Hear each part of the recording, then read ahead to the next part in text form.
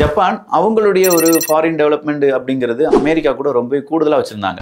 அவங்களுடைய foreign policy America best first அப்படிங்கிற policy தான். அந்த நேரத்துல ஜப்பான் என்ன செஞ்சாங்கன்னா ஒரு 550 பில்லியன் அமெரிக்க டாலரை நாங்க அமெரிக்கால இன்வெஸ்ட் பண்றோம் அப்படின்னு சொல்லியிருந்தாங்க. இன்னும் 550 பில்லியன் அமெரிக்க டாலர் அப்படிங்கிறது ஒரு ஹியூஜ் அமௌண்ட். இதை தூக்கி ஏன் ஜப்பான் அமெரிக்கால போய் இன்வெஸ்ட் பண்ண போறாங்க?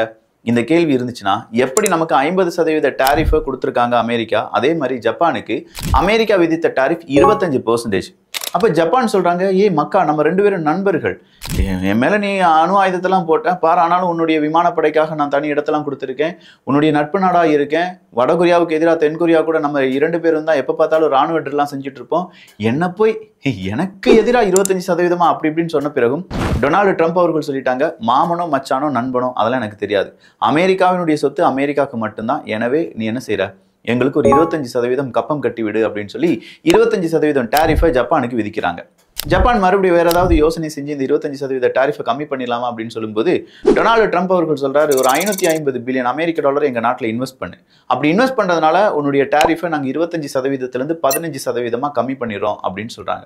இந்த டீல் நல்லா இருக்கே, பேக்கரி டீல் மாதிரி அப்படின்னு சொல்லி ஜப்பானும் என்ன செய்யறாங்கன்னா 550 பில்லியன் அமெரிக்க டாலர் நாங்க இன்வெஸ்ட் பண்றோம் அப்படின்னு சொல்லி தயார் எடுத்துட்டாங்க.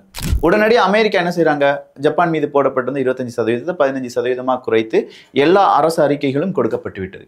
கடைசியா இப்போ அமெரிக்காவினுடைய அதிபர் ட்ரம்ப் அவர்கள் ஜப்பானுக்கு அடுத்த ட்விஸ்ட் வைக்கிறார்.